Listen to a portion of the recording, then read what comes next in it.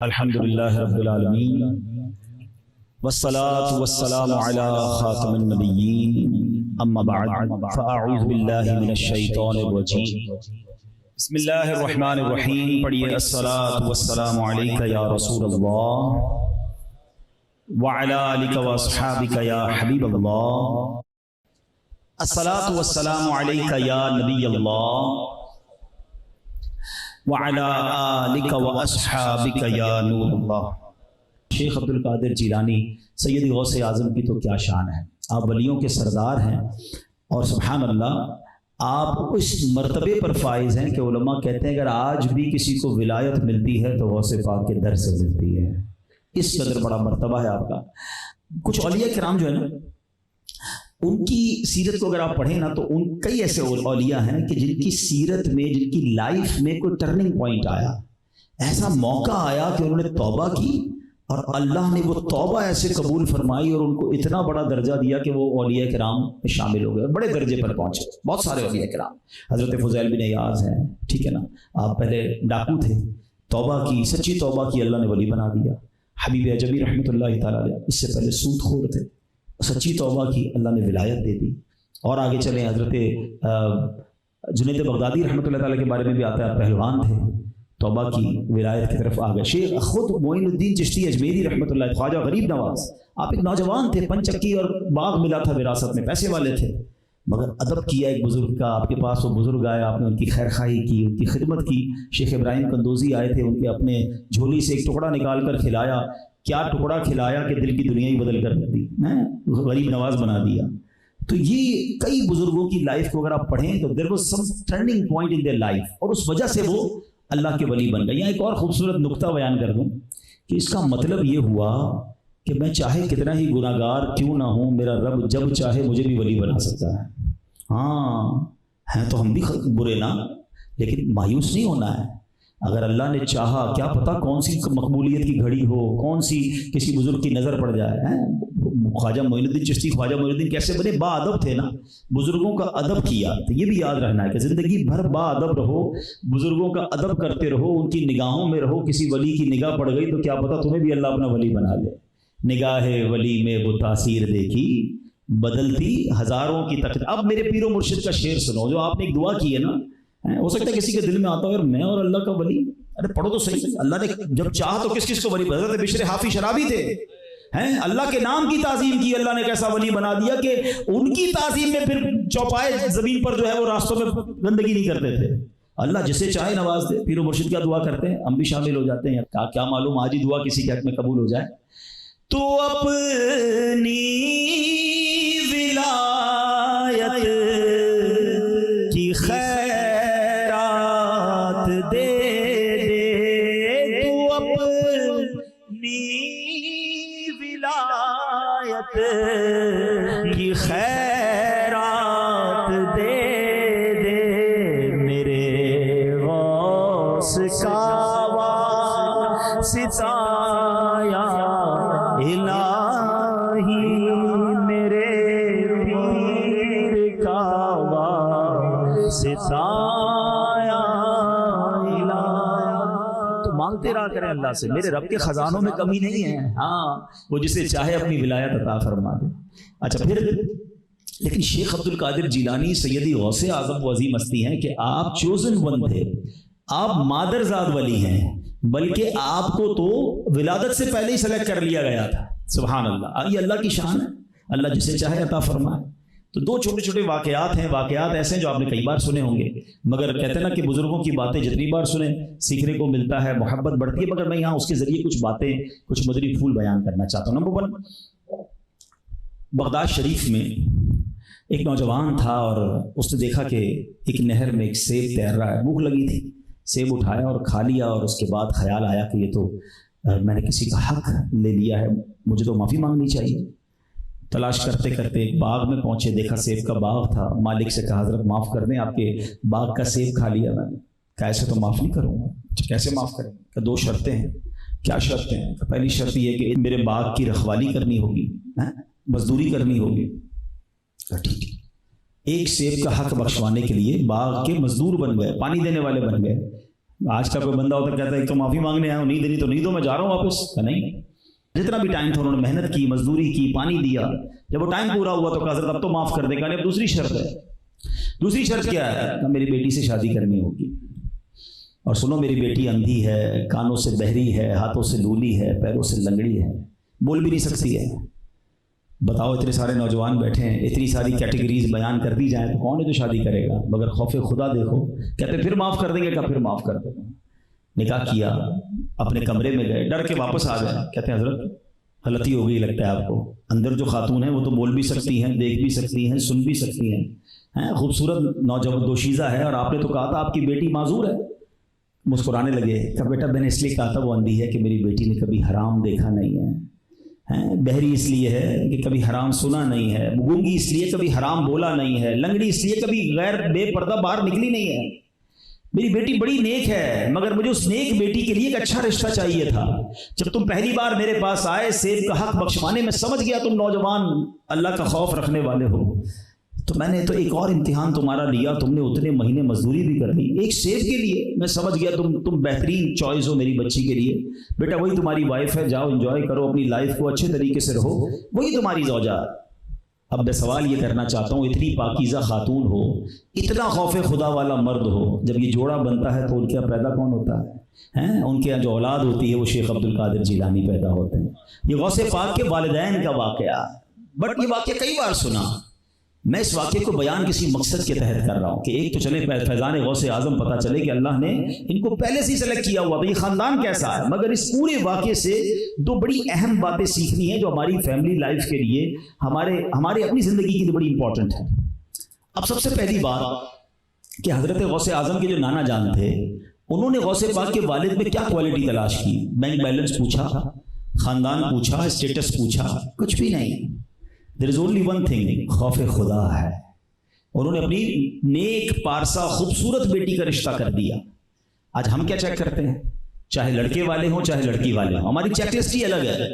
لڑکے والوں کی چیک لسٹ کیا ہوگی؟ لڑکی خوبصورت ہونی چاہیے. اچھا بھائی، دوسرا کیا چیک کرنا ہے؟ خاندان کیا ہے.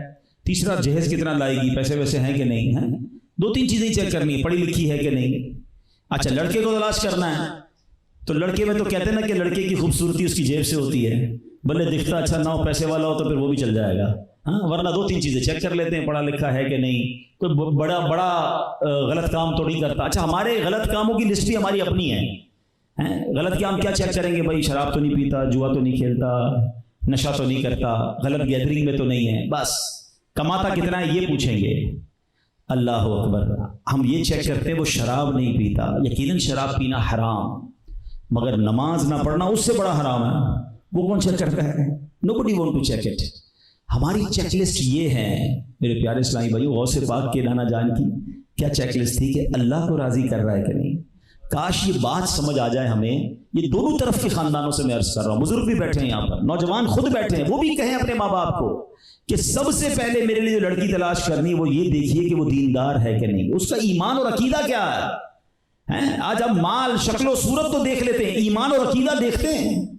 ہم نے دیکھا کہ کسی والد نے اپنی بچی کی زبردست تربیت کی، باپردہ بنایا، اولیاء کرام، صحابہ کرام، اہل بیت کی محبت پلائی، مگر شادی کے بعد پتہ چلا کہ سسرال والے کہہ رہے ہیں برقع اتار دو، پردہ ختم کرو اور غوث پاک کا نام نہیں لینا، ہمارے گھر میں جناب صحابہ کا نام مت لینا. معاذ اللہ. پھر باپ آ کے روتا ہے کہ یار میری بیٹی کے ساتھ کیا ہوا. آپ کو اس کو خیال نہیں آیا؟ آپ یہ تو چیک کرتے ہو کہ کتنا کماتا ہے، یہ چیک کرتے ہو کہاں سے کماتا ہے. ہم میں سے کون چیک کرتا ہے کہ حرام کماتا ہے کہ حلال کماتا ہے؟ اور معاذ اللہ اگر سود کا کام کر رہا ہے تو وہ تو اللہ سے جنگ کر رہا ہے. آپ اپنی بیٹی اس کے ہاتھ میں دے رہے ہو جو رب سے جنگ کر رہا ہے. بے شک بنگلے گاڑیاں ہیں، ہم نے دیکھا گاڑی بنگلے والوں کے بنگلے بکتے ہوئے کہ بڑا گھر دیکھ کر بچی دی اور بعد میں کنگال ہو گئے، قرضے میں سارا گھر ہی بک گیا. یار آپ جو اصل چیز دیکھنے والی وہ کوئی دیکھنے کے لیے تیار نہیں ہے. میں آج ایک جملہ دے کر جا رہا ہوں. اگر زندگی کا یہ اصول، میں کہتا ہوں بعض اوقات ماں باپ بیچارے پریشان ہو جاتے ہیں. میں اسی لیے نوجوان اسلامی بھائیوں سے بھی، میں ان بہنوں سے بھی مخاطب ہوں کہ اگر آپ میں ہمت ہو، کریج ہو، تو کم از کم اپنے ماں باپ کو یہ کہہ دیں کہ اور کوئی چیز دیکھیں نہ دیکھیں، یہ دیکھ لیجئے گا کہ جس سے میرا رشتہ ہونے جا رہا ہے وہ اللہ کو راضی کر رہا ہے، اللہ کو ناراض کر رہا ہے. That's it. یہ میں ون لائنر فارمولہ دے رہا ہوں. اگر آپ نے ادھر رشتہ کیا کہ جو رب کو راضی کر رہا ہے، تو جو رب کو راضی کر رہا ہے اللہ اس کی ساری دنیا راضی کر دے گا، اس کے خاندان کو خوش کر دے گا. اور جو اللہ کو ناراض کر رہا ہے रब जब चाहे उससे सारी नेमतें वापस ले लेगा, सारी खुशियां वापस चली जाएंगी, बर्बाद होने में वक्त नहीं लगेगा। हम वो बच्ची उसके हाथ में दे रहे हैं जो हराम के निवाले खिलाएगा हमारी बच्ची को, क्योंकि हराम कमा के ला रहा है। आने वाली नस्लें हराम पे पलेंगी। तो प्लीज सबसे पहले रिश्ता करने से पहले चेक करें ईमान, दीन, अकीदा, उसके बाद उसकी कमाई हलाल है कि नहीं, वो नमाजी है कि नहीं। और जो नौजवान बैठे ना, मैं बड़ी अजीब बात करने जा रहा हूं, किताबों में लिखा कि जिसकी शादी नहीं हुई ना, उस पर होने वाली औलाद का एक हक है ना। अजीब बात है, अभी शादी नहीं हुई और औलाद का हक है। हाँ, किताबों में लिखा हक ये है कि उसके लिए अच्छी माँ तलाश की जाए, अपनी होने वाली औलाद के लिए अच्छी माँ तलाश की जाए, क्योंकि माँ ही पहली दरसगाह है। हैं, आप तो काम पे जाएंगे, आपके होने वाले बच्चे अगर उस माँ के साथ हैं कि जिस माँ का दीन ईमान ही नहीं, जो खुद ही इबादत गुजार नहीं, जो खुद ही मादल्ला उसका अकीदा दुरुस्त नहीं। गौसे पाक की वालदा कैसी थी? आप पहली बार मदरसे में गए ना तो ज़बानी 18 पारे सुना दिए। कारी साहब हैरान, पहला दिन मदरसे में, अच्छा का जब 18 सुनाया तो 19वां भी सुना होगा, इतना ही याद। ये कितने से याद कर लिए? कब मेरी माँ 18 पारों की हाफजा थी, मैं माँ के पेट में था, माँ तिलावत करती थी, मैं कुरान याद कर लेता था। ठीक है, ये गौस पाक की करामत है, मगर फैजान जरूर मिलता है माँ नेक हो तो। हैं, पहले जमाने की औरतें बच्चा पेट में हो तो दूध पिलाने से पहले वुजू, बच्चा अगर गोद में हो तो दूध पिलाने से पहले बावुजू होती थी कि मेरा बच्चा बावुजू दूध पिए। हैं, अच्छी अच्छी चीजें। अब वो कहते पता नहीं क्या, घरों में कोई ऐसी चीजें लगाओ तो जनाब बच्चा खूबसूरत पैदा होगा। और अल्लाह के बंदो मक्का मदीना लगाओ, है माँ देखती है सारा दिन, तो बच्चे के अंदर नेकी, मक्के मदीने की मोहब्बत आएगी। अजीब अंदाज हो गया है। आपको पता है खातून जन्नत बीबी फातिमा रज़ी अल्लाह तआला अन्हा इमाम हुसैन, इमाम हसन को जब दूध पिलाती या झूला देती थी तो कुरान सुनाती थी। है, हमारे हम हाथ में आईपैड पकड़ा देते हैं, कोई म्यूजिकल, वो क्या नाम है आजकल खिलौने आ गए, झूले के ऊपर भी जिसको समझ नहीं है म्यूजिक की, उसको भी म्यूजिक सुनाते सुनाते सुला रहे होते हैं। इस स्टार्ट से ही घुट्टी में हम लोग म्यूजिक डाल रहे हैं अपने बच्चों के, और फिर कहते हैं बच्चे जनाब बड़े होकर फरमा बरदार नहीं बन रहे, नेक नहीं बन रहे। बहरहाल द फर्स्ट मेन थिंग जो मैं आज गौसे पाक के सीरत के अजीम वाक़े से दर्स देने की कोशिश कर रहा हूँ, अल्लाह करे कोई एक भी मेरी बात ले जाए कि ये खूबसूरती, ये माल, ये दौलत सब बात की चीज़ है। अगर रब ही नाराज है, उसका दीन ईमान ही ठीक नहीं है, तो मेरी पूरी जिंदगी कैसे गुजरेगी? अल्लाह को राजी करने वाला ढूंढ लो, इंशाअल्लाह अल्लाह उसको राजी कर देगा, उसकी फैमिली को राजी कर देगा। हमने देखा यार, स्कूटर वाले, नौकरी वाले लोगों के साथ लोगों ने रिश्ता किया, दीनदारी देखी, नेकी देखी, शराफत देखी, अल्लाह ने थोड़े अरसे में उस लड़के को तरक्की दे दी है, बड़े घर में शिफ्ट हो गए वो लोग, अल्लाह ने बरकत, क्योंकि वो अल्लाह को राजी करने वाली लाइफ गुजारते थे। और हमने बड़े बड़े बंगलों में देखा कि रिश्ते किए, और थोड़े अरसे बाद वो बेचारा कर्जे में आया, उसका सब कुछ बिक गया। हम अल्लाह ना करे किसी की बर्बादी की दुआ नहीं कर रहे, लेकिन मैं समझाना ये चाह रहा हूं कि हमारी प्रायोरिटीज चेंज हो गई हैं, हमारी तरजीहात ही कुछ और हैं। ये ना करो, हमें इन चीजों को पहले रखना। हदीस पाक है, नबी पाक की अहादीस मिलती है जिसका मजमून है कि निकाह 4 वजूहात की बिना पर किया जाता है, हुस्न देखकर, माल देखकर, खानदान देखकर या दीनदारी देखकर। आका फरमाते तुम्हारी नाक खाक आलूद हो, दीनदारी देखकर निकाह किया करो। 4 चीजों को पहले डिफाइन किया और फिर प्रायोरिटी बताई कि सबसे बड़ी चीज क्या है, कि दीनदारी देखो पहले, वो कोई देखता ही नहीं है। अब आओ इस वाक्य से दूसरी बात क्या सीखने को मिली, सुभान अल्लाह, कि माँ बाप नेक हो, सुभान अल्लाह औलाद भी नेक होती है। अगर आप चाहते ना आपके बच्चे नेक हो, you have to change your self. ये नहीं हो सकता बाप कहे मैं जुम्मे की नमाज पढ़ता हूँ, मेरा बच्चा 5 टाइम में नमाजी बन जाए, हैं, माँ कहे मैं बेपर्दा घूमूं, मेरी बच्ची बाहया हो जाए, मैं सारा दिन झूठ बोलूं, बच्चे मेरे सच्चे हो जाए। हम बदलेंगे तो हमारी औलाद पे असर आएगा। हाँ, आज भी देखें जिनके घरों में नमाजें होती हैं, दादा दादी, अम्मी अब्बू, छोटे छोटे बच्चे जा नमाज पे आके खड़े हो जाते हैं, टोपी पहनेंगे, बच्ची छोटा सा दुपट्टा पहनेगी, नमाज पढ़ने नहीं आएगी फिर भी नकल करेगी। क्यों? They are inspiring with their parents, वो सीख रहे हैं।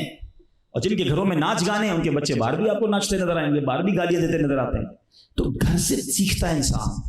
तो जो चाहता है कि मेरी औलाद मेरे लिए सदका जारिया का बाइस बने, पहले अपना माहौल तब्दील करें, अपने अंदर बेहतरी लाएं, इंशाअल्लाह उसका आप रिजल्ट देखेंगे। खौस पाक की सुभान अल्लाह।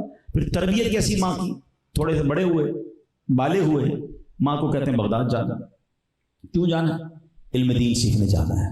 माँ भी कैसी कमाल की, ठीक है बेटा जाओ, अब महशर के दिन मिलेंगे। जवान बेटे को पता है उस दौरान सफर ऐसे नहीं होते थे, लॉन्ग ट्रेवल होते थे, जिंदगी का पता नहीं होता था, अब कयामत के दिन मुलाकात हो। दीन के हवाले कर दिया अपने बच्चे को। आज हमारा क्या हाल है? बच्चा ऐसा भी हमने देखा कि अगर किसी का नौजवान बेटा थोड़ा दीनदार बने, थोड़ा इज्तिमा की तरफ, मदनी काफिलों की तरफ, थोड़ी सी चेहरे पे दाढ़ी आना शुरू हो जाए तो कुछ माँ बाप डांटना शुरू कर देते हैं, अरे भाई मौलवी नहीं बनना है, नहीं जाना दीनदार की तरफ। अच्छा, फिर बाद में ये भी हमें पता चला कि कुछ माँ बाप ने दीनदारी से रोका, اجتماع میں نہیں جانے دیا، مدنی قافلوں میں نہیں جانے دیا، اس کو دین کے کام سے روکا، اور ایسا بھی ہوا کہ پھر وہ ایسے دوستوں میں بیٹھا کہ شرابی بن گیا ہے، جواری بن گیا۔ اب ماں باپ کہہ رہے ہیں یار ہماری غلطی ہو گئی، ہم سوچ رہے تھے یار ایسا ہو جائے گا تو ویسا ہو جائے گا۔ ایک جملہ آج یاد کر لو، تم اپنی اولاد کو دین کے حوالے کر دو، دین اولاد تمہارے حوالے کر دے گا۔ ہاں، اپنی اولاد کو دیندار بناؤ، مت کہو میرا ادب کرو، وہ دین بتائے گا۔ وہ قرآن پڑھے گا تو قرآن کہے گا اف نہ کہنا، وہ حدیث پڑھے گا تو حدیث کہے گی کہ ماں باپ کو محبت سے دیکھو تو حج کا ثواب ہے، وہ خود آ کے آپ کے ہاتھ چھوم رہا ہوگا کیونکہ اس کو دین سکھا رہا ہے۔ ہم دین سے دور کرتے ہیں بچے کو اور بچہ ہمارے ہاتھ سے بھی چلا جاتا ہے۔ یہ نہ کیجیے گا۔ وہ جملہ ہے نا، میجورٹی کے لیے نہیں، سب کے لیے نہیں، میجورٹی کے لیے کہا جاتا ہے کہ بچہ دنیا میں ترقی کر جائے نا، بڑی ڈگریاں لے لے، بڑا افسر بن جائے، بہت پیسے والا بن جائے، بڑے جناب دنیا میں نام کما لے، تو بعض اوقات ماں باپ ڈر رہے ہوتے ہیں بات کرتے ہوئے کہ یار افسر ہے میرا بیٹا، بہت بڑا آدمی، کہیں ناراض نہ ہو جائے۔ ایسا بھی وقت آ جاتا ہے کہ ماں باپ کو بچے سے بات کرنے میں ڈر لگتا ہے، اور اب یقین کرو کسی کا بیٹا مفتی بن جائے نا، صحیح عالم بن جائے، بے شک مفتی اعظم بن جائے، مبلغ اعظم بن جائے، وہ بیٹا جب ماں سے بات کرے گا، والد سے بات کرے گا، اسے ڈر لگے گا کہیں ماں باپ کو برا نہ لگ جائے۔ دس از دا ڈفرنس۔ ہاں آپ ٹھیک ہے، میں نہیں کہتا دنیاوی تعلیم نہ دیں، شریعت کے تقاضوں کے مطابق بچے کو سکھائیں دنیا داری، مگر دین سے دور نہ کرنا، کیونکہ دین میں جو ماں باپ کا ادب ہے نا، جو پریورٹی ماں باپ کو دی گئی ہے، ہم وہ دین پڑھاتے ہی نہیں ہیں، باپ بھی خود ہی پریشان ہو رہے ہوتے ہیں۔ تو ماں کہتی جاؤ، قیامت کے دن ملیں گے۔ ایسی ماں تھی غوث پاک کی، پیسے بھی دیے، ایک ہی چیز سکھائی، ایک ہی نصیحت، بیٹا سچ بولنا، ہر حال میں سچ بولنا۔ 40 دینار بھی دے دیے، راستے میں ڈاکو آ گئے، اٹیک، سارے قافلے والوں سے پیسے چھین لیے۔ ان کے پاس 18 سال کے تھے، 17-18 سال کا نوجوان، ڈاکوؤں کا ایک کارکن آیا، کہتا پیسے ہیں کہاں ہیں؟ کہ کپڑے میں چھپائے۔ کتنے ہیں؟ کہ 40 دینار۔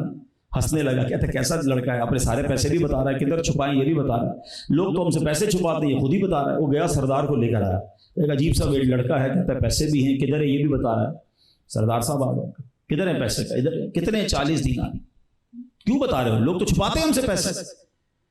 کہ بات یہ سفر کو چلا تھا تو ماں نے کہا تھا ہر حال میں سچ بولنا، میں اپنی ماں سے کیا ہوا وعدہ نہیں توڑ سکتا، پیسے چاہیے تو لے لو۔ آئے ہائے ہائے، اب میری بات ذرا اللہ کرے آپ پک کر جائیں جو میں کہنا چاہ رہا ہوں۔ غوث پاک نے کوئی بیان کیا تھا، کوئی تبلیغ کی تھی؟ نو، غوث پاک نے یہ بھی نہیں کہا تھا ڈاکہ ڈکیتی چھوڑ دو، مت لوٹو مجھے، اللہ سے خوف کرو، نو نتھنگ، سچ بولا۔ مگر وہ الفاظ چونکہ سچے الفاظ تھے نا، وہ ایسے نکلے زبان سے کہ ڈاکوؤں کو سردار رونے لگ گیا۔ اس کے چیلے کہتے ہیں کیا ہو گیا سردار صاحب، کیوں رو رہے ہو؟ کہتا ہے یہ نوجوان اپنی ماں سے کیا ہوا ایک وعدہ نہیں پامال کر رہا، میں اللہ کے کیے ہوئے کتنے وعدے روز پامال کر رہا ہوں، لوگوں کی ڈکیتیاں کرتا ہوں، ان کے مال چھین لیتا ہوں، میرا بنے گا کیا؟ وہ رونے لگ گیا، توبہ کی، سارے قافلے والوں کا مال لوٹایا اور عزت کے ساتھ سب کو روانہ کر دیا۔ اس واقعے سے کیا سیکھنے کو ملا؟ زبان سچی ہونا، دل پیور ہو، پھر الفاظ دل میں اترتے ہیں۔ ہاں، پھر تبلیغ کی بھی ضرورت نہیں ہوتی ہے، بندے کے چہرے کو دیکھ کر لوگ بدل رہے ہوتے ہیں۔ ہاں، اولیاء کرام کی سیرت میں ہے، لوگ چہرہ دیکھ کے توبہ کر لیتے ہیں، خود نبی پاک کی سیرت میں ملتا ہے۔ کفار آتے تھے، چہرہ مصطفیٰ دیکھتے کہتے کسی جھوٹے کا چہرہ نہیں ہو سکتا، جو کہتے سچ ہی کہتے، کلمہ پڑھ کے مسلمان ہو جاتے، وہ چہرہ ہی بتاتا تھا۔ ہاں، یہ بھی میں آپ کو بتاؤں، سچ ہے نا، سچے کے چہرے پہ نور ہوتا ہے۔ ہاں، اس کا چہرہ دیکھ کے آپ کو اس کی بات ماننے کا جی چاہے گا۔ یہ سچ کی ایک برکت لکھی ہے کتابوں میں، جو جھوٹا ہوگا نا اس کے چہرے کا نور بھی چھن جاتا ہے، اور مضطرب، بے قرار، بڑا بےقل ہوتا ہے وہ جھوٹا۔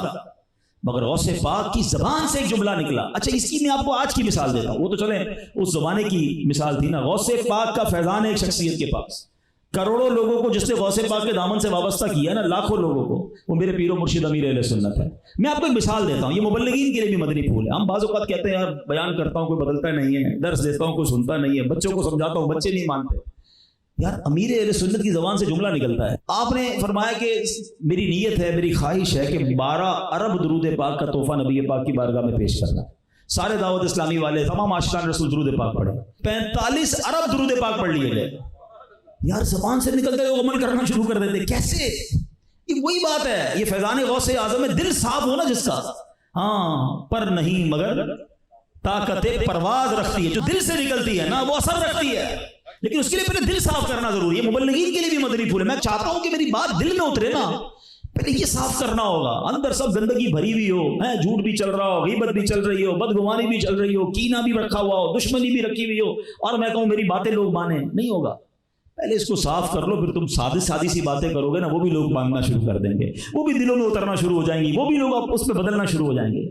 تو یہ فیضان غوث اعظم، غوث پاک کی سیرت کا یہ بدری پھول، کتنی بار یہ واقعہ سنا، میں تو جب سے چھوٹا ہوں جب سے سن رہا ہوں یہ ڈاکوں والا واقعہ، مگر سچے ہوئے کہ نہیں؟ سوال یہ ہے اگر واقعی غوث پاک سے محبت ہے نا قادریوں، تو پھر جھوٹ سے سچی توبہ کریں۔ یہ جھوٹ ایسی بربادی لاتا ہے نا، ہمیں اندازہ ہی نہیں ہے، ہماری برکتیں ختم ہو جاتی ہیں، ہمارے چہرے سے نور ختم ہو جاتا ہے، طبیعت میں سرور ختم ہو جاتا ہے، فیملی میں محبت ختم ہو جاتی ہے۔ اب دیکھیں نا، حدیث پاک میں آتا ہے جس کا مضمون ہے کہ جو ایک بار جھوٹ بولتا ہے رحمت کا اس کے منہ سے اتنی بدبو نکلتی ہے کہ رحمت کا فرشتہ 1 میل دور ہو جاتا ہے۔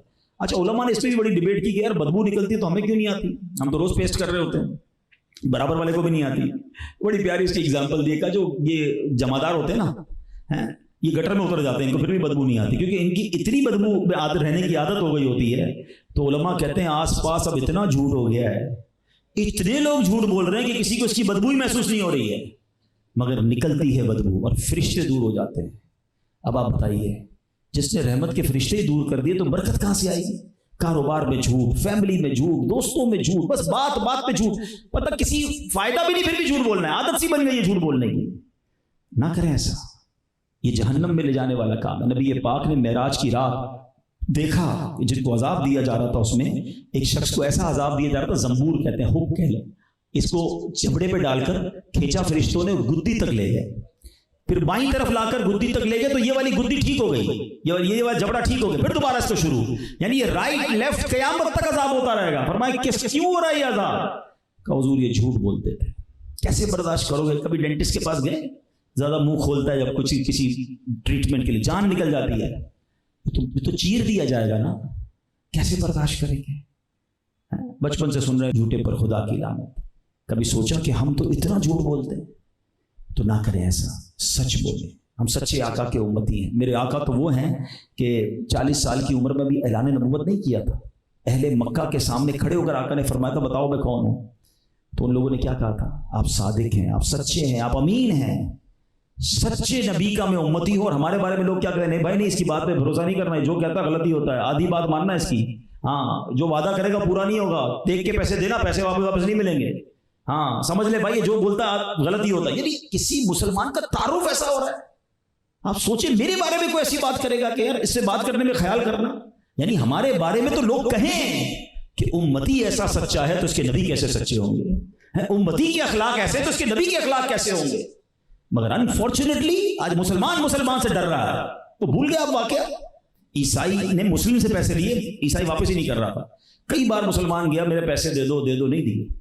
ایک دن وہ چلا گیا ان کے پادری کے پاس، کہا یار آپ کے مذہب کا بندہ ہے، مجھے میرے پیسے نہیں دے رہا۔ اس نے پرچی لکھ کے دی، کہا جا کے اس کو دے آؤ۔ پرچی دی، اس نے پیسے نکالے، فوراً دے دیے۔ کہا پیسے بعد میں لوں گا، پہلے بتا پرچی میں کیا لکھا ہے؟ اتنے دن سے میں تو دھکے کھا رہا تھا، مجھے دیتا نہیں تھا، ایک پرچی پہ دے دیا۔ کہا نہیں پرچی نہیں بتاؤں گا، پیسے لے جا، تیرا کام ہو گیا نا۔ کہتے نہیں تیری مہربانی، پرچی تو دیکھوں گا۔ بڑی بحث ہوئی، آخرکار بہت ضد کی نے اس نے پرچی پکڑا دی۔ پرچی پتہ کیا لکھا تھا؟ اس عیسائیوں کے جو پادری نے لکھ کر دیا تھا، کیا تو مسلمان ہو گیا جو لوگوں کے پیسے ٹائم پہ نہیں دیتا ہے؟ اب بتاؤ، یہ چاٹا نہیں ہے ہمارے منہ پہ کہ آج دنیا میں لوگ مسلمان لوگوں سے کام کرنے میں ڈر رہے ہیں، حالانکہ ہونا کیا چاہیے تھا؟ اس نبی کے امتی ہیں کہ ہم سے بزنس کرنے والا کہتا ہے یار آنکھیں بند کر کے مسلمانوں سے کام کرو، یہ جو کہتے ہیں سچ ہوگا، کیونکہ ہم سچے نبی کے امتی۔ اتنا جھوٹ، اور یہ جھوٹ کی بربادی میں آپ کو بتاؤں، ہمیں تو دوست بھی جھوٹے ہی اچھے لگتے ہیں، ارے یار بڑا مزہ آتا ہے، ساری رات بہت ہنساتا ہے، گھماتا ہے پھراتا ہے، عجیب باتیں ہوتی ہیں، کوئی بات نہیں، جھوٹ بولتا ہے لیکن انجوائے کرتے ہیں۔ نہ بیٹھا کرو جھوٹوں کے ساتھ، ہاں جو اس پہ لعنت برسے گی نا تم پر بھی برسے گی۔ قرآن کہتا ہے کونوا مع الصادقین، سچوں کے ساتھ ہو جاؤ، ہم بیٹھے جھوٹوں کے ساتھ ہیں۔ میں آپ کو ایک واقعہ سناتا ہوں۔ ایک شخص تھا، اس کو شادی ہوئی، اپنی وائف سے بڑی محبت تھی، کہتا ہے یار بیوی سے کام کرانے سے بہتر ہے پیسے اللہ نے بڑے دیے، ان کو غلام خرید لیتا ہوں۔ اس زمانے میں غلام خریدے جاتے تھے۔ وہ گیا بازار میں غلام خریدنے، کتنے کا؟ بڑا 50% ڈسکاؤنٹ میں مل رہا تھا، مثال کے طور پہ 10,000 ریٹ تھا کہ 5,000 میں لے جاؤ۔ تو یار 5,000 میں بڑا تگڑا محنتی لگ رہا ہے، کہ ایک عیب ہے اس کے اندر۔ عیب کیا؟ بولے سال میں ایک بار جھوٹ بولتا ہے۔ بولے بس ایک بار سال میں؟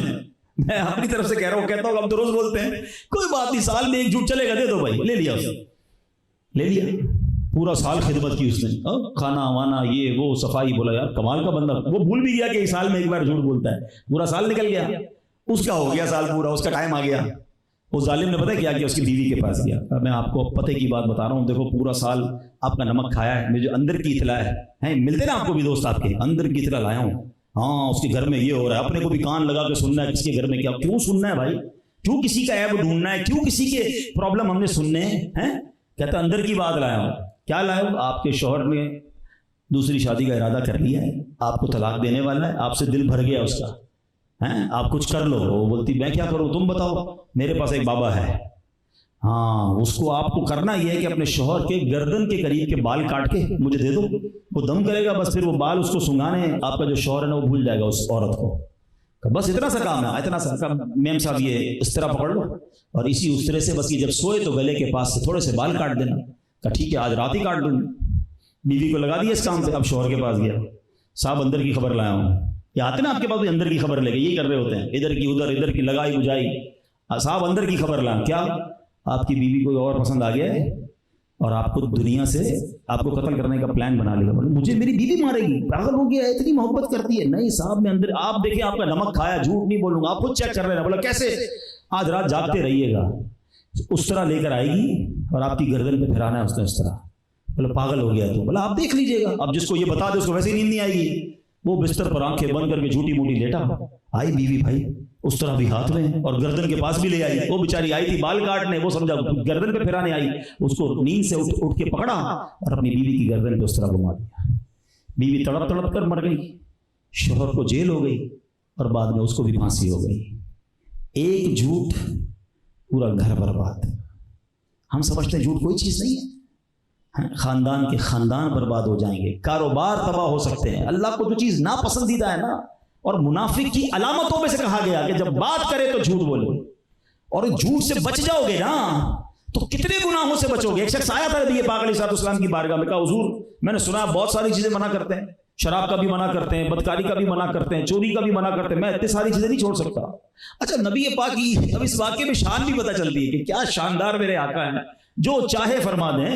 سرکار نے جو کہہ دیا وہ ہو گیا. کہ ایک چیز کا منع کرے تب اسلام لاؤں گا. آقا نے فرمایا اچھا ایسا کرو, جھوٹ نہ بولنا. بس اتنا ہی کام. کہاں اتنا, جھوٹ نہیں بولنا ہے, کلمہ پڑا مسلمان ہو. بولا یہ تو بڑا آسان ہو گیا, میں تو اتنے سارے گناہ کرتا تھا. گیا گھر پہ, ٹائم آ گیا شراب پینے کا, روز پیتا تھا. کہا یار شراب پی تو لوں گا, مگر نبی پاک نے کہا جھوٹ نہیں بولنا, کل جا کے بتاؤں گا کیسے, پوچھیں گے کیا کیا, تو شراب پی تھی. شراب چھوڑ دی. چوری کا ٹائم آیا, چوری کرنے نکلا. یار چوری کر تو لوں گا, پیارے آقا کی بارگاہ میں کل جاؤں گا, پوچھیں گے کیا کیا, کیسے بتاؤں گا چوری نہیں کی. پھر جھوٹ بولنے کا منع کیا, بدکاری کا ارادہ کرنا کیا. پھر یہی خیال آیا, دوسرے دن جا کے کہتا حضور آپ نے تو کیا مہربانی کی, مجھے جھوٹ سے کیا بچایا, میں سارے ہی گناہوں سے بچ گیا. تو جھوٹ سے بچ کر تو دیکھو یار اتنی برکت. اچھا کاروبار میں بھی آپ پہ برکت آ جائے گی. اچھا جھوٹا جو ہے نا آلویز کنفیوزنگ. کچھ لوگ آپ کو نظر آئیں گے, آپ مت امیجن کرنا, اپنے بارے میں سوچو, اگر میں کنفیوز رہتا ہوں, ڈسٹرب رہتا ہوں, پریشان رہتا ہوں, لکھا ہے کتابوں مضطرب رہے گا جھوٹا, کیونکہ اس سے جھوٹ بولنا ہے نا. مثال دیتا ہوں, چھوٹی سی مثال دیتا ہوں. اب جو دوستوں, اچھا کچھ لوگوں کی خامہ خواہ جھوٹ بولنے کی عادت ہے. اب بیچارہ رہتا مثال کے طور پر سولجر بازار میں, ہاں بھائی کہاں رہتے ہو, ڈی ایچ اے میں. اچھا کون سے فیز میں, اچھا اب دوسرا جھوٹ بولنا پڑا, فیز تو یاد نہیں تھا, تو ڈی ایچ اے فیز 6 میں رہتا ہوں. اچھا تو مکان میں فلیٹ میں رہتے ہو, اب تیسرا جھوٹ, نہیں میرا تو اپنا بنگلہ ہے. اچھا بول تو دیا, کام کیا کرتے ہو, اب پتہ چلا ٹیکسی چلاتا ہے, میری تو اپنی گاڑی ہے, ٹرانسپورٹ کمپنی ہے. چوتھا جھوٹ, اب بول تو دیا. اب اس بندے کو یاد رکھنا پڑے گا کہ فلاں بھائی کو میں نے گھر ڈیفینس میں بتایا ہوا ہے, فیز 6 بھی یاد رکھنا پڑے گا, گاڑی ٹیکسی نہیں, اس کو گاڑیوں کی کمپنی بھی یاد رکھنی پڑے گی, بنگلہ بھی یاد رکھنا پڑے گا. اب جب اچھا ادھر فائل الگ سنبھالی ہوئی ہے, کبھی کہیں لیٹ ہو گئے آفس میں, ہاں بھائی کیوں آئے, 3 دن تک نہیں آ رہے, چھٹی کر کے آئے, وہ نانی کا انتقال ہو گیا. حالانکہ اب اس کو یاد رکھنا پڑے گا آفس میں نانی مر گئی ہے, اب نانی بیمار نہیں ہو سکتی. جھوٹ بولا نا تو اب یاد رکھنا, فائل ہی سنبھالنا ہوتا ہے. جو جھوٹا ہوگا نا اس کو سب کے سامنے, اچھا وہ جھوٹا پکڑا بھی جاتا ہے, ٹینشن میں الگ نظر آئے گا. اب بھائی جس کو سچ بولنا, اس کو نیند سے اٹھاؤ, کہاں رہتا ہے, سولجر بازار پر, کیا کرتا ہے, ٹیکسی چلاتا ہوں. جو سچ ہے اس کو ٹینشن کا, اور کسی چیز کی ٹینشن نہیں ہے, جو ہے وہ کہے گا نا. ہمارا پرابلم یہ ہے کہ سچ بتانا ہی نہیں ہے. کیوں چھپانا ہے لوگوں سے یار, کیوں اپنی بڑائی مارنے کے لیے جھوٹ بولنا ہے. کاروبار کریں گے, اتنی کی خرید, اچھا اس نے پوچھا بھی نہیں ہے. مزے کی بات ہے کبھی کبھی گاہک پوچھتا بھی نہیں ہے کہ بھائی 500 روپے کا ہے, 750 450 پونے 500 بھی تو خریدے, بس 12 روپے کما رہا ہوں آپ سے. اس نے کب پوچھا کتنے کما رہے ہو بھائی, کیوں قسمیں جھوٹی کھا رہے ہو. تھوڑی دیر میں وہ تھوڑی سی کمپنی وہ کرے گا, کیا نام بارگیننگ کرے گا تو 450 میں دے دیتے ہیں. تو نے ابھی تھوڑی دیر پہلے تو کہا تھا 450 میں خریدا ہے, بس بچوں کی روزی کما رہا ہوں، اللہ کی قسم، بات بات پہ قسم، بات بات پہ جھوٹ. ہم یہ پیسے کریں گے کیا جھوٹ بول کر؟ آپ سوچیے تو صحیح. آپ ایک بات خود دیکھ لیں، جس مارکیٹ سے بھی آپ کا تعلق ہے، جو سچا ہوتا ہے نا، سچا جو کہتا ہے وہی مال دیتا ہے نا، اس کا مال مہنگا بھی بک رہا ہوتا ہے. مارکیٹ سے مہنگا، اور بعض اوقات اس کے بعد ٹائم نہیں ہوتا.